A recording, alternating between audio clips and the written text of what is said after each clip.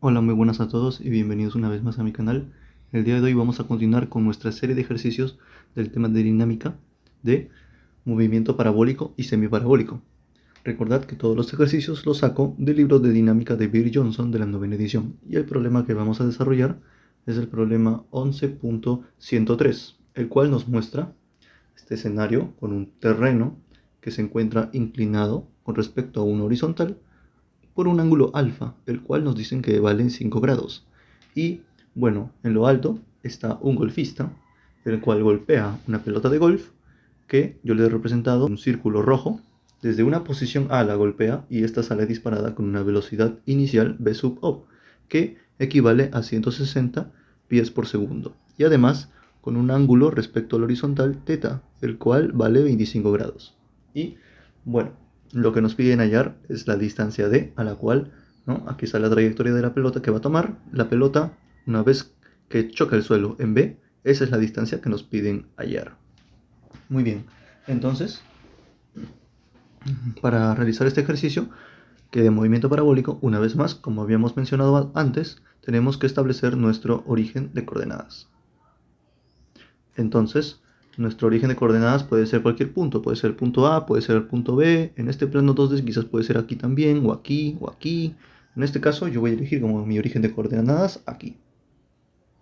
Este va a ser mi origen de coordenadas, con lo cual aquí va a existir, ¿no?, mis ejes respectivos del plano 2D, mi eje X y mi eje Y. Listo. Ahora, el siguiente paso es ver lo que nos piden hallar. En este caso nos piden hallar la distancia D. ¿Cómo hallo la distancia D? Pues para eso necesitamos evaluar las posiciones de A y B, ¿cierto? Pero no tenemos datos de las posiciones. Pero, una vez que he establecido yo aquí mi origen de coordenadas, ¿notan el triángulo rectángulo que se acaba de formar? ¿Cierto? El triángulo rectángulo sería el siguiente. Ok, entonces ya acabo de formar el triángulo rectángulo, el cual sería todo esto, ¿cierto? Todo esto sería, se acaba de formar un triángulo rectángulo respecto al horizontal. ¿Y esto para qué nos ayuda? Pues ahora, como es un triángulo rectángulo y esto sabemos que vale 90 grados, nuestra hipotenusa vale la distancia d, podemos evaluar estas otras distancias en respecto a la distancia d. En este caso para x, y aquí sabemos que si esto es alfa, quiere decir que este ángulo que se forma también es alfa, ¿cierto? Por lo tanto, esta distancia, que sería nuestra posición en B, sería igual a d coseno de alfa.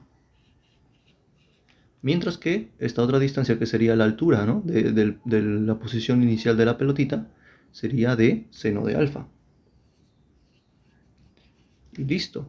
Ahora sí, con estas dos distancias puedo determinar cuánto vale la distancia d.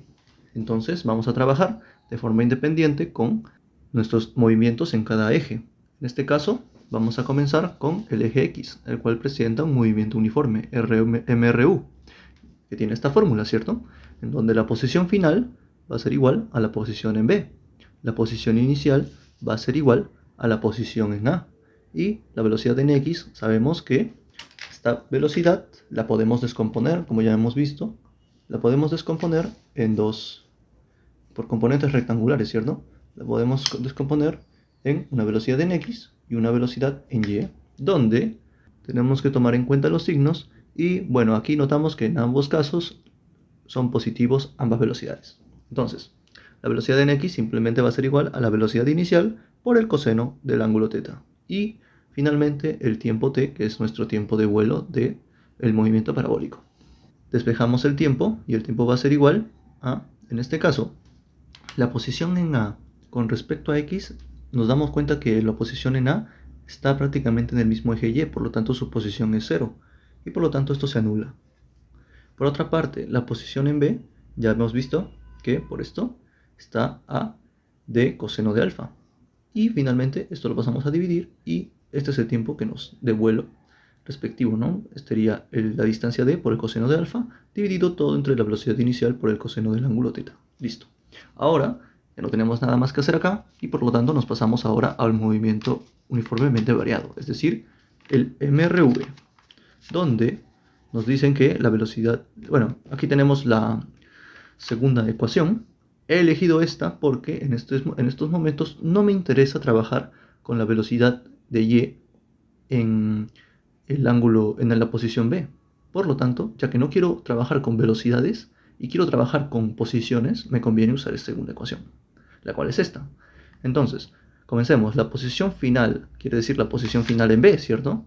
La posición final en B va a ser igual a la posición inicial, que es la posición en A, más la velocidad en y, que esta vez va a ser multiplicado por el seno, por lo tanto sería b sub 0, seno de teta, por el tiempo que acabamos de hallar, más la aceleración, donde recordemos que la aceleración va a ser negativa, ¿cierto? Va a ser siempre en sentido contrario al eje y va a tener una...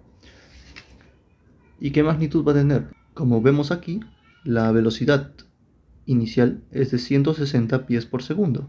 Por lo tanto, estamos trabajando en un sistema inglés. Y por lo tanto, la aceleración de la gravedad va a ser igual a menos 32,2 pies por segundo al cuadrado. Listo. De esta forma, dividido entre 2, multiplicado por el tiempo que acabamos de hallar al cuadrado. Bueno, aquí simplemente lo único que hay que hacer es evaluar esto. Por ejemplo, podemos observar que velocidad inicial se pueden cancelar y seno sobre coseno del mismo ángulo se transforma en una tangente. Aquí la posición en A sabemos que es igual a distancia seno de alfa. La posición en B, como está en el mismo eje X, es igual a 0. Y finalmente, bueno, esto lo dejamos porque no hay forma, no hay para resolver. Y de esta forma nosotros despejamos la distancia D, ya que, si se fijan bien, como esto es igual a 0, si dividimos, podemos quitar un D, aquí otro D, y aquí otro D que va a pasar a dividir. Por lo tanto, eso se quedaría con un solo D, y esto lo despejamos, quedando de esta forma. La distancia va a ser igual a 2 sobre la gravedad por la velocidad inicial, el coseno de teta al cuadrado, dividido entre el coseno de alfa, multiplicado por la tangente de alfa más la tangente de teta. Si esto lo resuelven, quedaría de esta forma.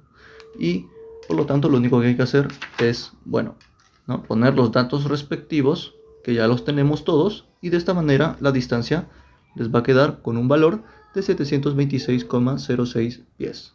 Listo, y eso sería la respuesta al problema. Un problema bastante sencillo y espero que lo hayan podido comprender y nos veremos en el siguiente video. Hasta luego.